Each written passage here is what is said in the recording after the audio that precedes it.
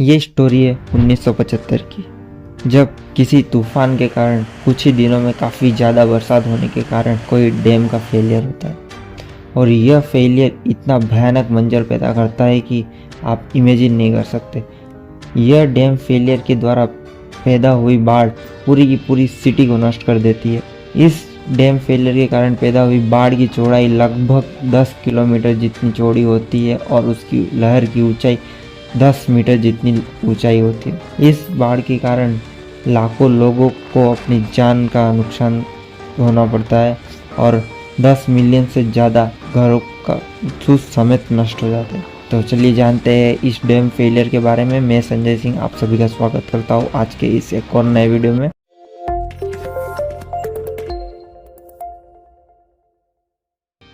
मैं बात कर रहा हूँ चाइना के बांक्यो डैम फेलियर के बारे में। यह डैम फेलियर 1975 के आसपास हुआ था, जब चाइना काफ़ी तेज़ी से इंडस्ट्रियल रिवॉल्यूशन की तरफ बढ़ रहा था। यह डैम फेलियर का जो मंजर इतना भयानक था कि इसके फटने पर जो बाढ़ की लेंथ थी वो लगभग 10 किलोमीटर चौड़ी पानी की वेव जनरेट हुई थी, जिसकी ऊंचाई 5 से 10 मीटर तक की थी।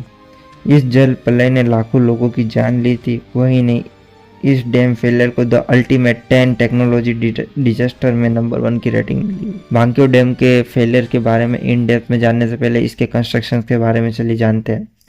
तो इसके कंस्ट्रक्शन के बारे में जानने के पहले हमें 1975 से पीछे जाकर हमें 1949 में जाना पड़ेगा। इस समय चाइना में बारिश के कारण काफ़ी फ्लड आया करते थे, जिसको कंट्रोल करने के लिए चाइनीज़ गवर्नमेंट काफ़ी सारी योजना तैयार कर रही थी। और उसी समय हुई रिवर में एक काफ़ी सीवियर फ्लड आया 1949 के दौरान, जिसके कारण काफ़ी डैमेजेस हुआ चाइना में। और उसी समय चाइनीज़ गवर्नमेंट ने इमीडिएट डिसीजन लिया कि फ्लड कंट्रोल करने के लिए वो काफ़ी सारे डैम्स कंस्ट्रक्ट करेंगे, और उसी का एक पार्ट था बांक्यो डैम का कंस्ट्रक्शन। बांक्यो डैम का कंस्ट्रक्शन 1950 में शुरू होकर 1952 में ख़त्म हो जाता है। यह एक अर्थन टाइप डैम होता है जिसकी ऊंचाई 80 फीट होती है। इस डैम की reserve capacity 492 million metre cube होती है और 375 मिलियन मीटर क्यूब की एडिशनल कैपेसिटी को रिजर्व रखा होता है फ्लड के कंडीशंस के दौरान के लिए। तो ये 492 प्लस 375 मिलियन मीटर क्यूब, ये उसकी टोटल अल्टीमेट कैपेसिटी होती है इस डैम की। बांक्यो डैम को सोवियत कंसल्टेंट के द्वारा डिजाइन किया होता है।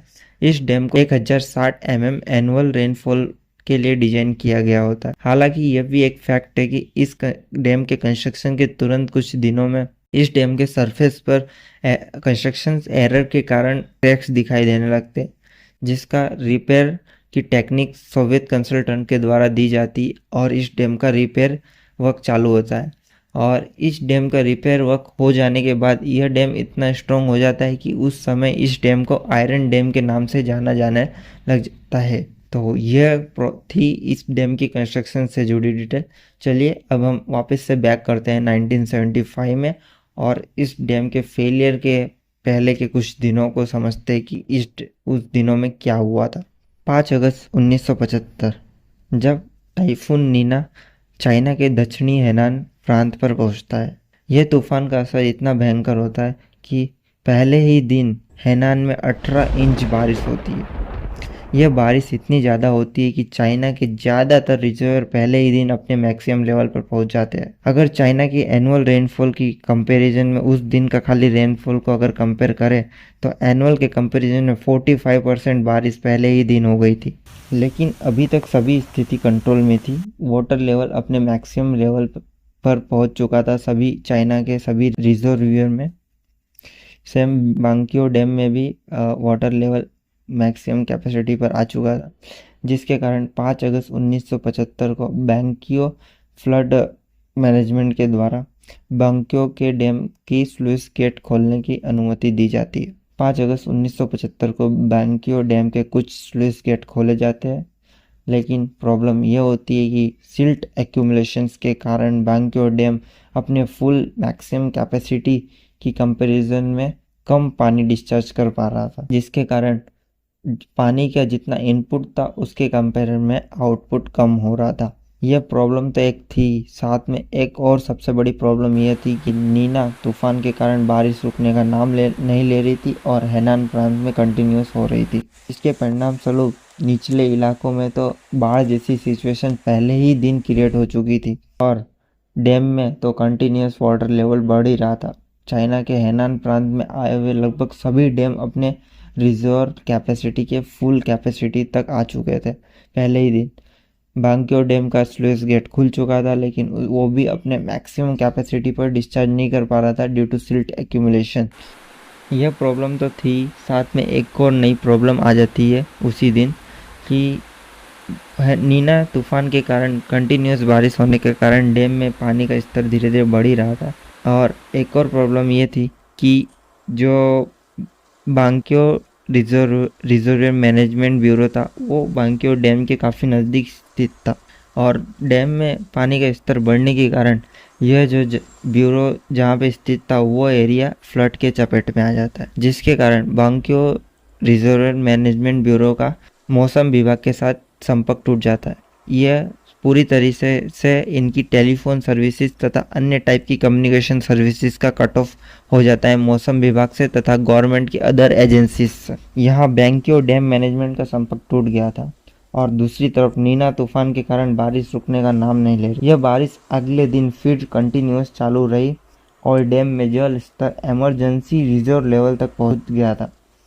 अब स्थिति बहुत भयानक हो गई। डैम में कैपेसिटी से ज़्यादा पानी भर चुका था। स्लुइस गेट से मैक्सिमम कैपेसिटी में पानी बाहर नहीं निकल रहा था और पानी के निकलने से ज़्यादा पानी डैम में आए ही जा रहा था, जिससे बद से बदतर स्थिति क्रिएट होती जा रही थी। ऐसे में चाइना सरकार ने 7 अगस्त 1975 को रात को 9:30 बजे डैम के आसपास आर्मी डिप्लॉयड करती है ताकि डैम के कारण क्रिएट हो रही प्रॉब्लम को सॉल्व होने में थोड़ा हेल्प मिले। और ये जो इमरजेंसी क्रिएट हो रही थी इस समय में लोगों को राहत देने के लिए आर्मी डिप्लॉयड की गई। 7 अगस्त की मध्य रात्रि में जल स्तर इतना बढ़ चुका था कि डैम के ऊपर से बहने लगता है। डैम के ऊपर से पानी बहने के कारण एम्बैंकमेंट धीरे धीरे नष्ट होने लग जाते हैं। वहाँ पर रही आर्मी तथा सिविलियंस तथा अन्य वर्कर्स डैम्स को ट्राई करते हैं कि उसे प्रोटेक्ट कर सके, उसे रिपेयर करने की ट्राई करते हैं, परंतु वह असफल रहते हैं और 8 अगस्त 1975 को रात को 1 बजे यह बांध टूट जाता है। यह बांध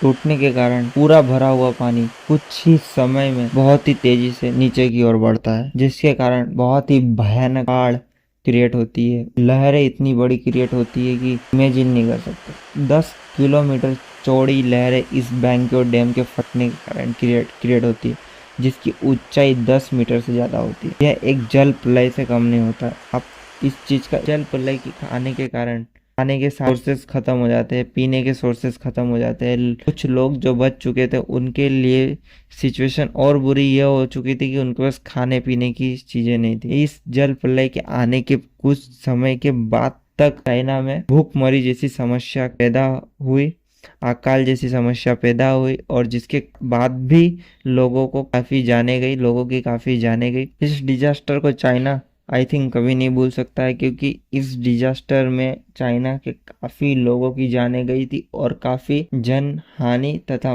धन हानि दोनों हुआ था और चाइना काफ़ी तेज़ी से इंडस्ट्रियल रेवोल्यूशन में बढ़ रहा था और उस समय इस तरह की घटनाएं उसे 1-2 साल या 5 साल पीछे खींच लेती है। ये चाइना का उस समय सबसे बड़ा नेचुरल डिजास्टर था। इसे सन 2005 में डिस्कवरी चैनल पर dam failure the ultimate 10 technology disaster की लिस्ट में नंबर 1 की रेटिंग मिलती है। तो यह थी चाइना के बांक्यो डैम फेलियर की हिस्ट्री, जो कि एक टाइप से दुनिया का अभी तक का सबसे बड़ा डैम फेलियर है, जिसके कारण काफ़ी लोगों की जानें गई थी। आई होप दिस इंफॉर्मेशन में बी हेल्पफुल फॉर यू। और इसी तरह की और इंटरेस्टिंग जानकारी जानने के लिए और स्ट्रक्चर्स फेलियर से जुड़ी जानकारी जानने के लिए आप हमारे चैनल को सब्सक्राइब कर दें और इस वीडियो को लाइक कर दें। मिलते हैं नेक्स्ट वीडियो में।